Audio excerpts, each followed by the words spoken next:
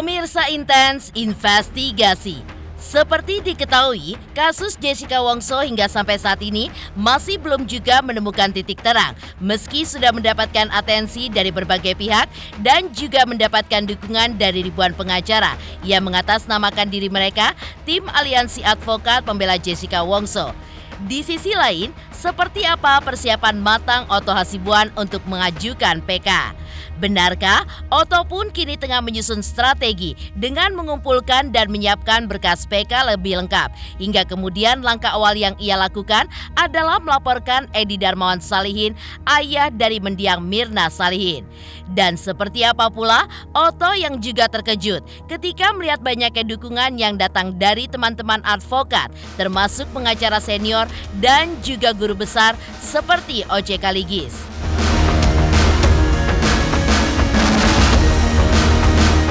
Selain Otto Hasibuan, lalu seperti apa Hidayat Bustom, salah satu tim kuasa hukum Jessica Wongso yang mempermasalahkan bukti CCTV yang diduga telah terjadi rekayasa hingga pegawai dari kafe di mana kejadian kopi cyanida itu terjadi juga rencananya akan diperiksa kembali.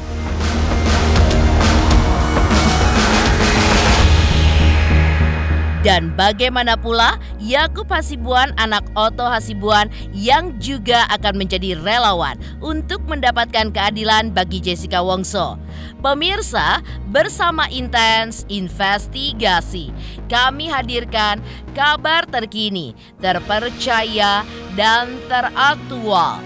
Tetapi sebelumnya, jangan lupa untuk like, subscribe, dan juga share channel YouTube ini.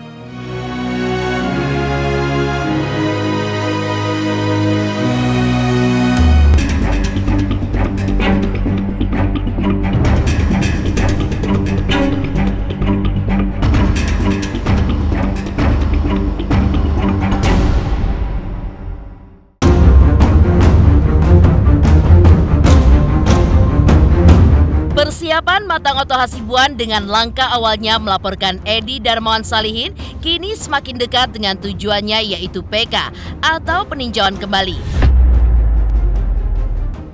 Ya, pengacara kondang Otto Hasibuan kini mengaku sedang menyusun strategi dengan menyiapkan berkas peninjauan kembali atau PK atas perkara yang menyeret kliennya Jessica Kumala Wongso dalam kasus kopi cyanida. Dalam hal ini, Otto mengaku bahwa berkas PK tersebut akan mulai disiapkan beberapa waktu ke depan. Walaupun saat ini, Otto sudah bisa mengajukan PK. Namun, pengacara 64 tahun itu pun masih merasa harus menyiapkan bukti yang kuat dengan melaporkan beberapa pihak terduga pada saat ini, termasuk ayah dari mendiang Mirna Salihin, Edi Darmawan Salihin.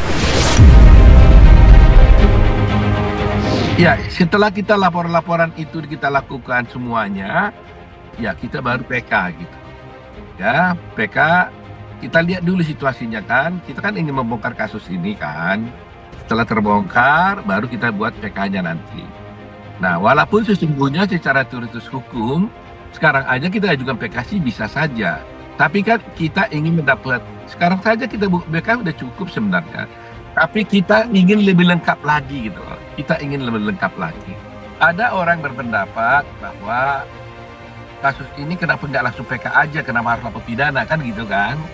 Karena sebenarnya bukti itu kan cukup untuk PK-nya kan gitu. Tetapi kita ingin lebih gitu loh. Jadi tadi kalau kamu tanya berapa lama, ukuran saya sih mungkin 1-2 bulan lagi lah. Ya sampai bukti karena bukti-bukti yang kita dapatkan itu kita harapkan 1-2 bulan ini kita sudah dapat gitu. Mudah-mudahan tidak ada halangan. Kita kan urusan ini kan kita sudah bagi tugas kan. Ada urusan laporan di KY, ada yang urusan laporan di Mabes, ada urusan laporan di mengenai soal otopsi. Sudah bagi-bagi tugas. Nanti coba dibicarakan, saya bicarakan dulu dengan tim yang ada lah.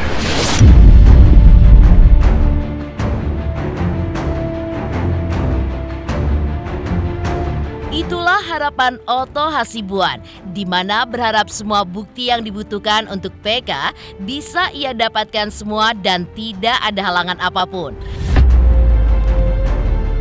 Bahkan, Otto pun sudah menyiapkan tim yang berbagi tugas dari segala aspek untuk mendapatkan bukti. Seperti tim yang berurusan dengan laporan di Komisi Yudisial, laporan di Mabes Polri, hingga yang berurusan dengan hasil forensik. Melihat dirinya yang begitu berharap ada keadilan untuk Jessica Wongso, Otto pun juga sangat terkejut. Banyaknya dukungan yang datang dari teman-teman advokat, hingga yang datang melaporkan ke sana bukanlah dirinya, namun diwakilkan oleh advokat-advokat yang memiliki keresahan yang sama terhadap kasus Jessica Wongso. Hal tersebut memang disampaikan secara gamblang oleh komunitas advokat bahwa mereka ini akhirnya tergerak hatinya karena melihat kejanggalan dalam kasus Mirna. Hingga mereka pun juga bergerak untuk melaporkan ayah Mirna serta oknum hakim yang mereka nilai mengomentari kasus tersebut di luar persidangan. Terima kasih kepada dukungan netizen yang bergulung-gulung sampai hari ini. Saya dengar kalau like di medsos sudah sampai 8M ya. Artinya dukungan netizen itu juga menggugah semua kami yang berprofesi sebagai advokat terhadap sejumlah sajian yang hari ini ada di ruang publik, termasuk yang dicetuskan awal oleh film dokumenter Netflix. Ada kejanggalan kemudian dikomunikasikan ke komunitas-komunitas advokat. Itu kita yang membuat, melakukan kajian-kajian, dan kita sepakat ada hal-hal yang menjadi materi laporan. Kalau teman-teman tahu, sebenarnya kami tidak hanya melakukan ayah Mirna, tapi minggu lalu kami sudah melakukan salah satu oknum hakim yang diduga melanggar etik karena melakukan komentar terhadap perkara yang sudah dia putus di luar sidang. Minggu depan kami masih akan melakukan laporan terhadap kejanggalan lain yang terjadi selama persidangan. Kalau pertanyaannya kenapa hari ini, ya mungkin ini waktu yang pas yang ditunjukkan Tuhan kepada kita untuk membuka peluang baru diadakannya penyelidikan. Kami diarahkan untuk bersurat langsung ke Pak Kapolri. Mekanisme ini yang kita kenal namanya pengaduan masyarakat. Dumas, kami sudah melakukan Dumas. Setelah tadi berkonsultasi panjang, kita sudah memasukkan surat sore ini melalui Sekretariat Umum, ditujukan langsung ke Bapak Kapolri. Pada pokoknya surat ini sama, menyampaikan hal yang sama, meminta agar dilakukan penyelidikan oleh Polri terhadap dugaan yang kami sebut itu pasal 221 ayat 1 angka 2 KUHP dan pasal 32 ayat 1 Undang-Undang ITE terhadap ayah dari saudara kita Mirna, Darmawan Salihin. Begitu teman-teman. Tetap didukung teman-teman, kasihan Jessica, sudah 8 tahun di dalam, kami sudah bertemu dia.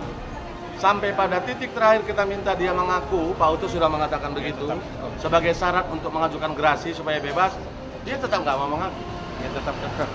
Itu soal pendirian Jessica. Baik, kita yang di luar ngapain? Ini yang bisa kita lakukan, gitu kira-kira Mbak. Ya, bagaimana ya? Jadi memang yang prihatin terhadap Jessica ini banyak sekali ya. Jadi advokat juga ribuan itu prihatin dan ikut membantu. Nah kemarin itu juga kalau kita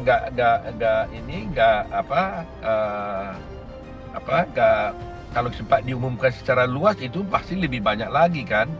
Tapi teman-teman ini mengetahui ada rencana lapor, langsung otomatis berinisiatif datang sana berinisiatif sendiri untuk hadir di sana. Jadi inilah satu bukti bahwa memang mereka itu sungguh menginginkan suatu keadilan buat Jessica gitu. Jadi itu makanya mereka sampai rame-rame datang hanya untuk buat laporan. Dan saya tanya mereka akan begitu katanya. Nanti kamu laporkan yang lain juga akan begitu. Jadi karena masyarakat sudah memberikan perhatian yang besar kepada kasus Jessica ini, bahkan di rapat DPR juga udah dibicarakan, ya kan, di Komisi 3. Ya saya pikir Kapolri harus memberikan perhatian yang serius juga mengenai ini, tidak bisa lagi membiarkan ini sebagai biasa saja gitu loh.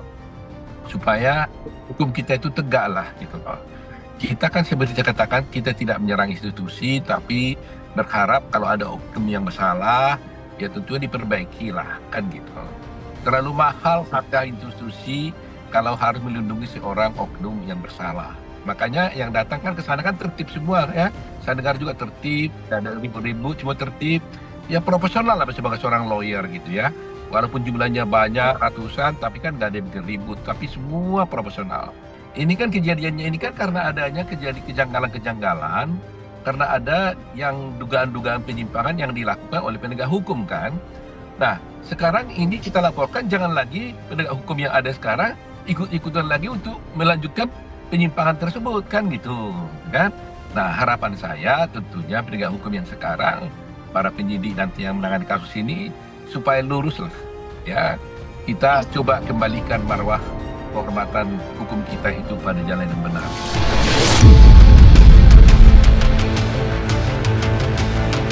Ya, keadilan yang disoroti Otto Hasibuan memang terfokus pada Jessica Wongso yang tidak mendapatkan keadilan.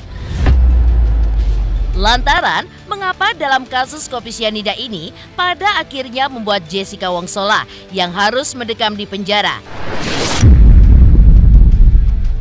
Padahal menurut Otto, jika tidak ada otopsi, seharusnya tidak ada kasus hukum, mengingat pada saat itu otopsi sudah berhenti dan tidak dilakukan.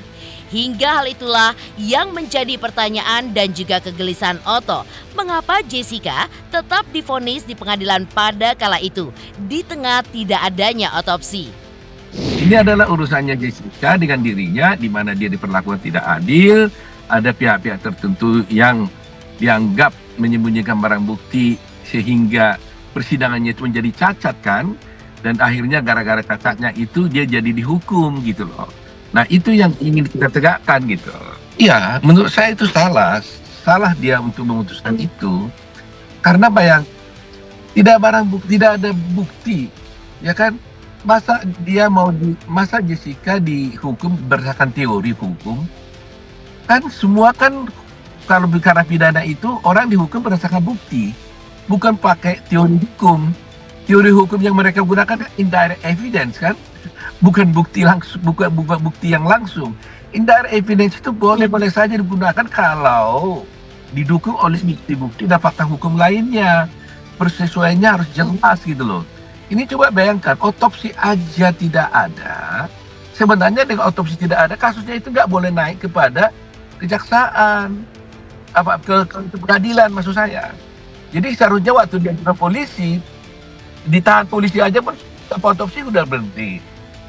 Di tahap kejaksaan juga sudah harusnya berhenti. Nah, ini mereka bisa-bisanya sampai ke pengadilan. Dan bisa-bisanya pengadilan juga mengadili perkara yang tidak diotopsi gitu loh.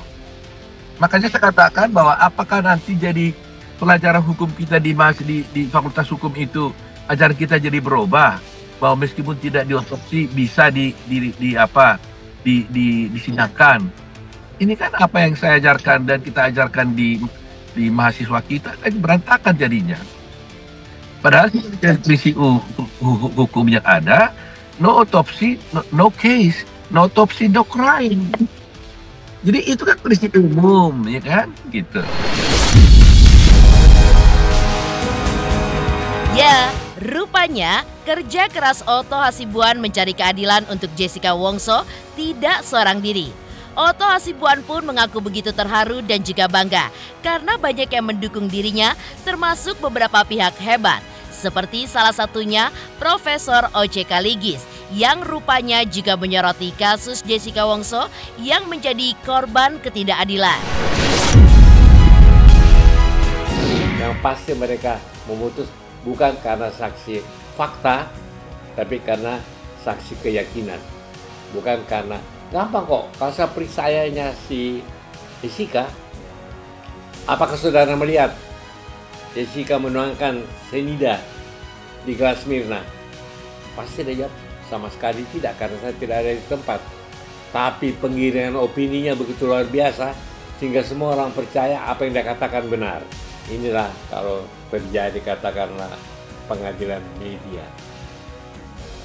Mengenyampingkan toh saksi fakta di bawah sumpah yang diucapkan mereka di pengadilan, dan bukan cuma satu saksi loh, bukan satu pendapat, 3-4 pendapat ahli profesor yang mengatakan bukan Jessica jadi bukan Jessica yang menaruh atau yang memberikan gelas di itu sambil kan masalahnya sekarang dia minum. Masalah utama terdapat nggak cyanida di lambungnya. Saya jawab tidak berdasarkan pendapat ahli. Jadi Jessica mesti bebas. Iya, saya juga saya sampaikan kepada Pak Oce, saya WA beliau, saya salut lah ya. Saya hormat sama beliau, dia kan pengacara senior saya lagi dia bahkan ya.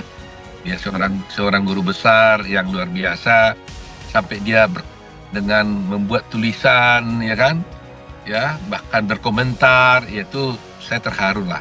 Jadi terharunya kenapa ya? Memang masih banyak orang yang menginginkan keadilan terjadi di Republik ini gitu. Yang terakhir Prof. Oce lah kan, beliau tanpa diminta, tanpa kita ajak, dia berkomentar sendiri, itu luar biasa. Saya salut lah. Terima kasih Pak Oce ini, luar biasa.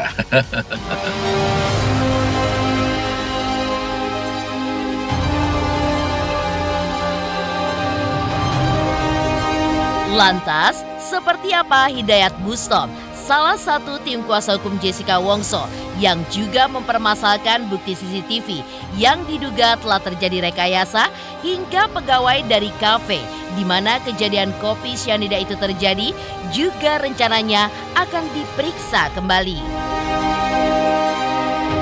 Pemirsa Intens Investigasi, jangan lupa saksikan terus Intens Investigasi setiap hari Senin sampai dengan Jumat, tayang 5 kali sehari, yaitu pada pukul 11 siang, 12 siang, 3 sore, 5 sore, dan 6 sore.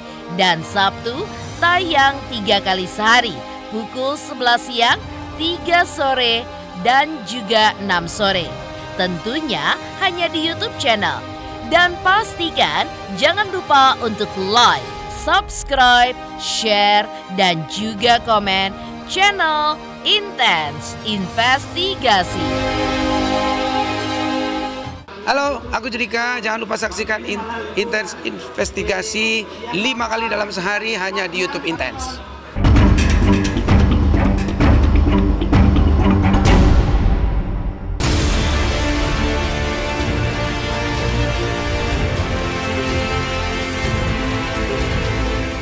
Ya, semenjak mencuatnya kembali kasus kopi cyanida yang menyeret Jessica Wongso, kasus ini pun kini kembali menyita atensi publik hingga tak sedikit dukungan dari masyarakat yang begitu meyakini jika Jessica Wongso tidak bersalah dan bukanlah pembunuh Mirna Salihin.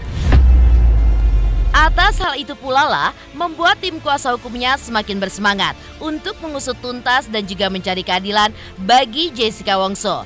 Seperti Hidayat Bustom yang merupakan salah satu tim kuasa hukum Jessica Wongso, di mana dalam kasus ini dirinya juga mempermasalahkan bukti CCTV yang diduga telah terjadi rekayasa.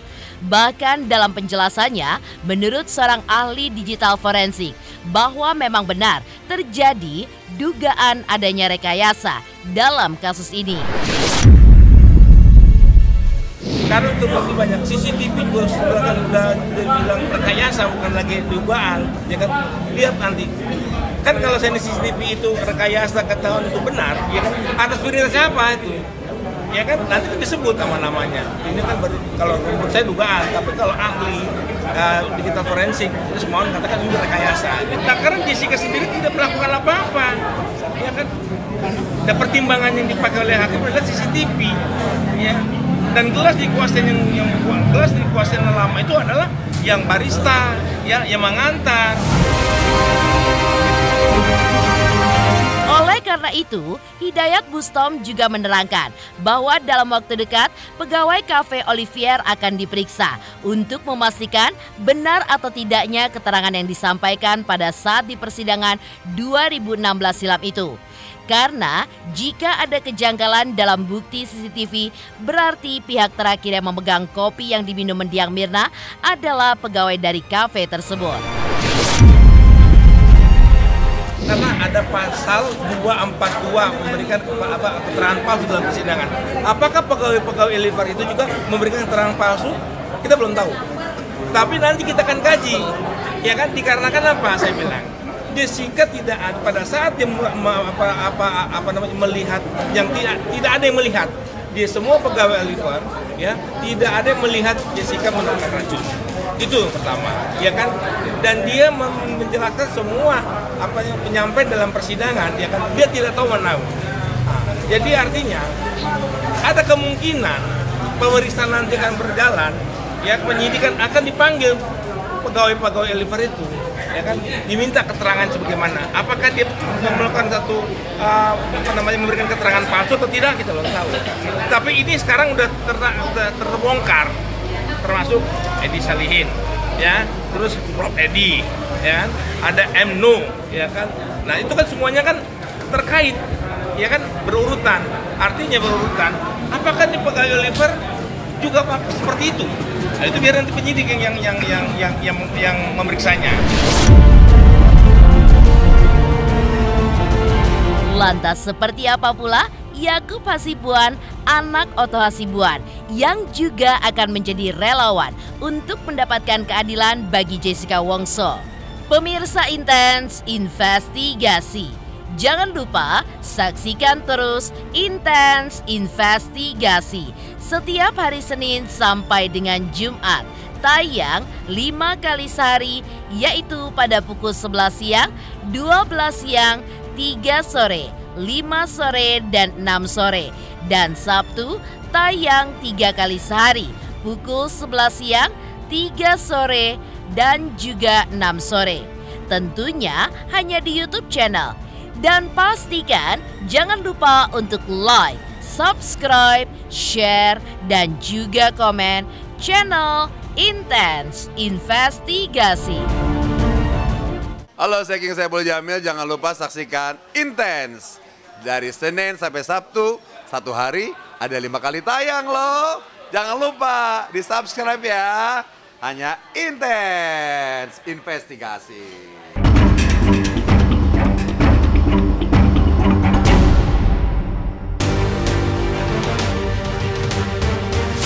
Pemirsa Intens Investigasi, Yakub Hasibuan, anak dari Otto Hasibuan, ternyata juga salah satu pihak yang memperjuangkan keadilan bagi Jessica Wongso. Apalagi saat itu, Yakub baru saja menyelesaikan pendidikan hukumnya. Hingga ia pun harus dihadapi dengan kasus besar seperti kasus kopi cyanida. Tetapi, Yakub pun tetap akan mendukung sang ayah dan akan turut terlibat. Hingga kasus ini pun akhirnya terkuak dan Jessica Wongso mendapatkan keadilannya. Bahkan kalau saya direncana hari Jumat kalau nggak salah ini, kita sudah melakukan legal action ini. Kami, tim yang ribuan orang itu nanti akan melaporkan seseorang yang terlibat di dalam perkara itu, yaitu salah satu diantaranya adalah yang menyembunyikan barang bukti CCTV. Itu hari Jumat akan kita laporkan ke Mabes Polri. Ya, kita akan laporkan itu. Jadi kita akan berangkat kan, seperti saya janjikan, ini kita nggak biarkan kan. Jadi semua orang-orang yang diduga melakukan kejahatan di dalam kasusnya Jessica Wongso itu akan kita laporkan supaya terungkap. Dan dengan terungkap, negeri ini baik, kepolisian juga namanya bagus, ya kan? Itu sebabnya saya katakan, saya harapkan kalau ini kita laporkan kepada polisi seandainya pun ada oknum polisi di dalamnya, tolong jangan diproteksi, jangan usah, tapi harus ditindak. Terlalu mahal harga institusi hanya untuk melindungi 1-2 orang oknum. Mendingan oknumnya ini harus dibersihkan supaya institusi Polri-nya bagus.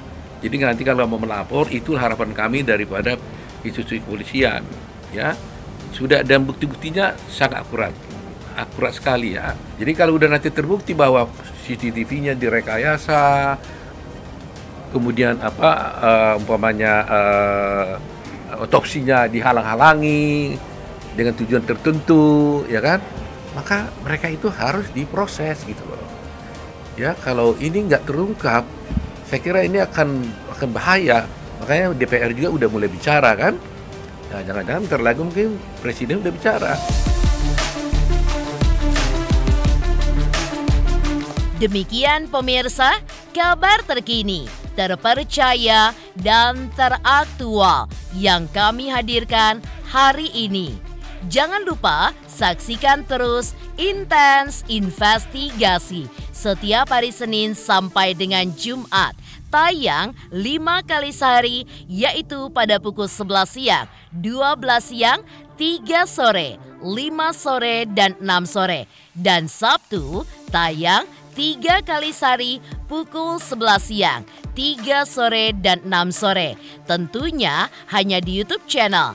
Dan pastikan jangan lupa untuk like, subscribe, share, dan juga komen channel Intense Investigasi.